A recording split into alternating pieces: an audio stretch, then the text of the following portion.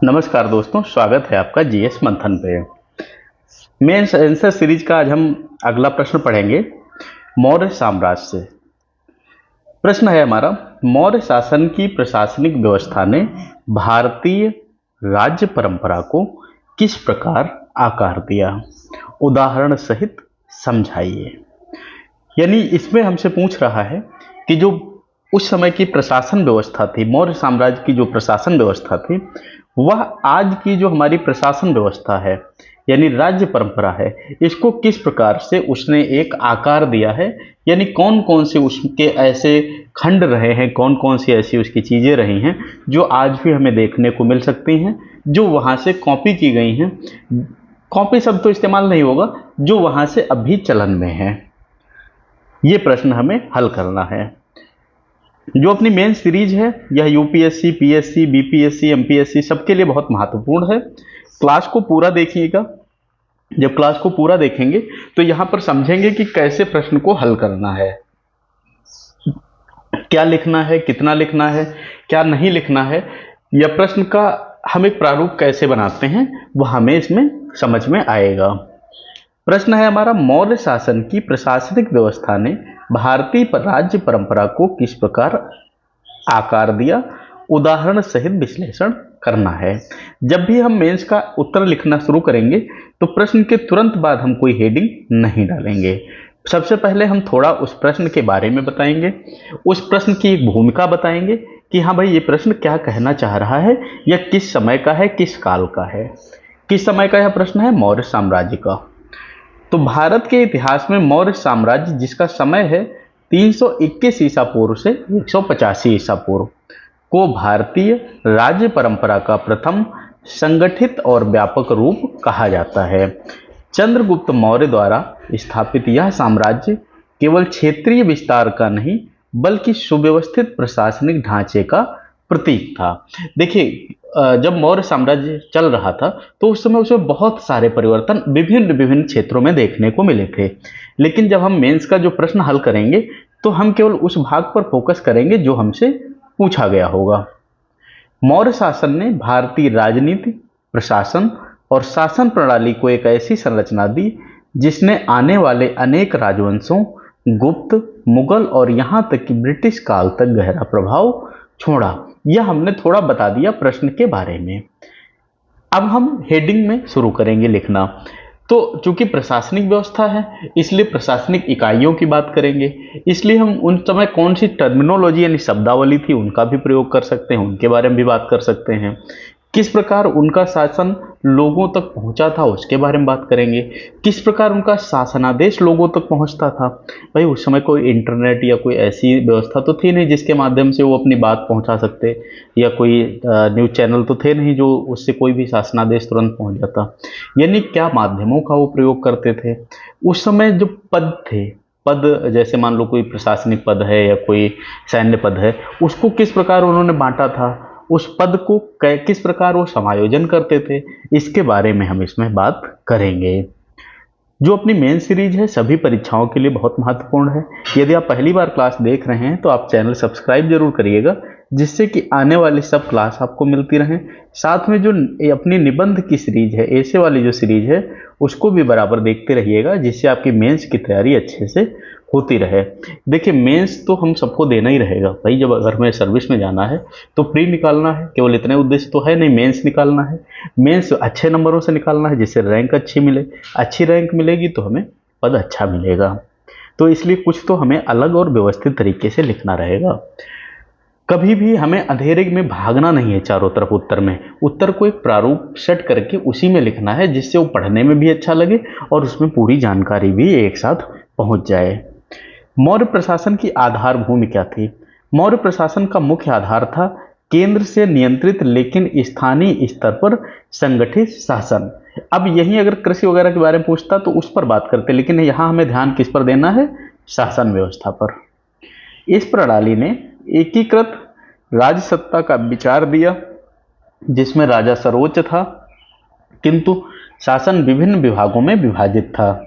इसका विस्तृत विवरण कौटिल्य के अर्थशास्त्र और मेगस्थनीज की इंडिका से मिलता है। कुछ हम ऐसे तथ्यों का प्रयोग करेंगे जो कि हमारे लिए कुछ अलग, जो जिससे हमें ये दिखे कि हाँ भाई हमें इस चीज़ का ज्ञान भी है। ऐसा तो नहीं हम खाली शब्द भरते जा रहे हैं, इधर उधर घूम घूम के चलते जा रहे हैं, यानी हमें कुछ तथ्यात्मक चीजें भी प्रयोग करनी रहेंगी। कौटिल्य ने राज्य के 7 अंग बताए: स्वामी, अमात्य, जनपद, दुर्ग, कोश, सेना और मित्र। इन 7 अंगों ने आगे चलकर भारतीय राज्य सिद्धांत की नींव रखी। यह दृष्टिकोण शासन को केवल व्यक्ति आधारित न मानकर संस्थागत रूप देने वाला था। फिर केंद्रीकृत राज सत्ता की अवधारणा क्या थी? मौर्य शासन में राजा को ईश्वर का प्रतिनिधि नहीं बल्कि धर्म और नीति से बंधा शासक माना गया। चंद्रगुप्त और अशोक दोनों ने शासन को नैतिकता और कल्याण के सिद्धांतों से जोड़ा।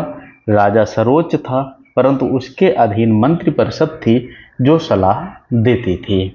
यह परंपरा बाद के गुप्त काल में भी दिखाई देती है, जहां मंत्रिण और अमात्य पद प्रमुख बने रहे। क्या होता था कि एक राजा होगा, उस राजा को सलाह देने के लिए एक मंत्री परिषद होगी, फिर उस राजा के द्वारा लिए गए निर्णय जो मंत्री परिषद की सलाह से लिए जाएंगे, आगे कानून बन के जनता पर लागू होंगे। उनको लागू कराने का अधिकार रहेगा जो पदाधिकारी लोग होंगे, जो अधिकारी लोग होंगे, और उनका उद्देश्य क्या होगा कि प्रथम व्यक्ति से अंतिम व्यक्ति तक सारी सुविधा भी पहुंचे और सारी नियम भी पालन कराए जाएं। मौर्य काल में राजा की संपूर्ण शक्ति जो है पूर्ण रूप से थी, किंतु प्रशासनिक निर्णयों के लिए संगठित नौकरशाही का निर्माण हुआ। यही वह परंपरा थी जो आगे चलकर भारतीय राज्य की राजकीय संस्थाओं का स्थायी रूप बनी। आप सोचो, वहां से जो चलता आ रहा है वो यहां बनेगा। फिर केंद्रीय प्रशासन का ढांचा। मौर्य शासन का केंद्र पाटलिपुत्र था, या यहाँ विभिन्न विभाग थे, जैसे समाहर्ता, राजस्व प्रमुख, सन्निधाता, कोष और लेखा प्रमुख, अमात्य वर्ग, राजा के मुख्य सचिव, युक्त यानी प्रशासनिक अधिकारी। ये जो उस समय पदावलियां थी, इनका भी हम प्रयोग करेंगे। मेगास्थनीज ने 6 समितियों और 30 उप विभागों का उल्लेख किया जो नगर के प्रशासन, उद्योग, व्यापार, कर और रक्षा कार्य देखते थे। यह विभाजन विभागीय प्रशासन की अवधारणा की शुरुआत थी, जो भारतीय शासन व्यवस्था का एक स्थायी अंग बनी रही। फिर प्रांतीय एवं स्थानीय प्रशासन, यानी मौर्य साम्राज्य को कई प्रांतों जैसे जनपदों में बांटा गया था। प्रमुख प्रांत क्या थे? तक्षशिला, उज्जैन, सुवर्णगिरी और कर्ण सुवर्ण। प्रत्येक प्रांत में एक कुमार या आर्यपुत्र यानी राजकुमार शासक नियुक्त होता था, जो केंद्र के आदेशानुसार कार्य करता था। उसके अधीन महामात्य और प्रादेशिक अधिकारी होते थे। अभी क्या व्यवस्था है? प्रधानमंत्री है, हर राज्य का अलग अलग मुख्यमंत्री है, फिर वहां के जो नियम है मुख्यमंत्री पालन कराएगा। यह प्रणाली केंद्रीकरण और विकेंद्रीकरण दोनों का संतुलन थी। स्थानीय स्तर पर ग्रामिक यानी ग्राम प्रमुख और गोपालक जैसे अधिकारी थे।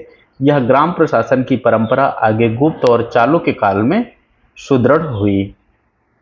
फिर राजस्व और वित्तीय प्रणाली क्या थी? मौर्य शासन की आर्थिक शक्ति का आधार था संगठित राजस्व व्यवस्था। भूमि कर, व्यापार कर, पशु कर और सिंचाई कर मुख्य स्रोत थे। समाहर्ता राजस्व संग्रह करता था और सन्निधाता उसका लेखा रखता था। यह दोहरी व्यवस्था जवाबदेही और पारदर्शिता की नींव थी।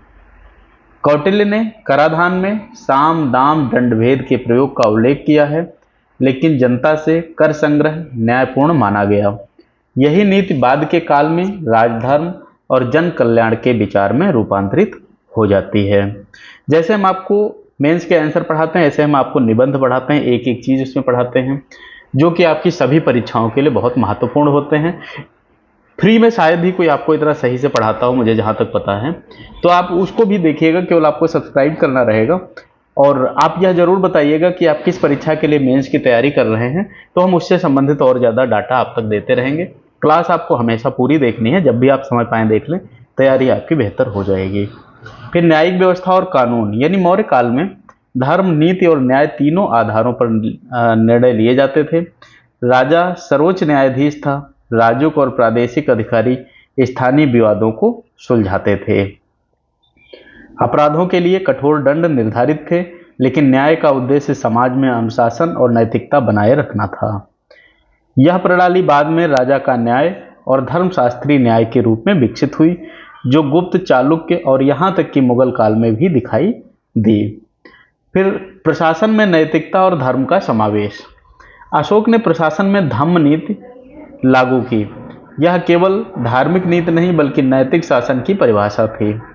उसने धम्म महामात्र नामक अधिकारियों की नियुक्ति की, जिनका कार्य था जनता के कल्याण, पशु संरक्षण, वृद्धों और महिलाओं की देखभाल तथा धार्मिक सहिष्णुता को बढ़ावा देना।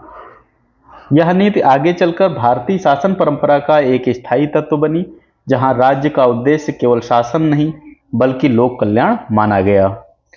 फिर सैन्य और गुप्तचर व्यवस्था। मौर्य साम्राज्य की विशालता के कारण मजबूत सेना और गुप्तचर तंत्र आवश्यक था। सेना के 3 अंग थे: पैदल, अश्व, रथ और हाथी। सेना विभाग का पृथक संगठन था। गुप्तचर विभाग संचार विभाग सूचना एकत्र करता और राज्य सुरक्षा सुनिश्चित करता था। फिर आता है कौटिल्य का गुप्तचर नेटवर्क, बाद में मुगल प्रशासन और ब्रिटिश शासन में प्रेरणा स्रोत बनता है। हमेशा इतिहास यह बताता है कि पहले जो किया गया है उसको आगे किया जा सकता है या नहीं किया जा सकता है। यदि वह सफल रहता है तो इसको हम आगे कर सकते हैं, यदि वह सफल नहीं रहता है तो इतिहास हमें सिखाता भी है कि हमें किन किन चीज़ों से बचना है। तो इनकी जो उस समय की प्रणाली है, इसको मुगलों ने भी अपनाया, इनको और लोगों ने भी अपनाया। इतनी बेहतरीन प्रणाली थी। फिर नगर प्रशासन। मेगास्थनीज ने बताया कि पाटलिपुत्र नगर को 6 समितियां संचालित करती थी: औद्योगिक कार्य, विदेशी व्यापार, नागरिक सुरक्षा, नहर व सड़कों का रखरखाव, जन स्वास्थ्य, जनगणना व अभिलेख। यह विभाजन आधुनिक नगर पालिका व्यवस्था की प्रारंभिक झलक देता है। मौर्य शासन ने प्रशासन को संस्थानिक रूप में विकसित किया, न कि केवल शासन केंद्रित। भारतीय राज्य परंपरा पर क्या प्रभाव पड़ता है? मौर्य प्रशासन की सबसे बड़ी उपलब्धि यह थी, इसने संगठित शासन की अवधारणा को भारतीय राजनीतिक संस्कृति में स्थायी रूप दिया। कैसे? गुप्तों ने इसके प्रशासनिक ढांचों को अपनाया। दक्षिण भारत ने चोल प्रशासन में भी ग्राम पंचायत और राजस्व विभाजन की झलक मौर्य परंपरा से जुड़ी थी।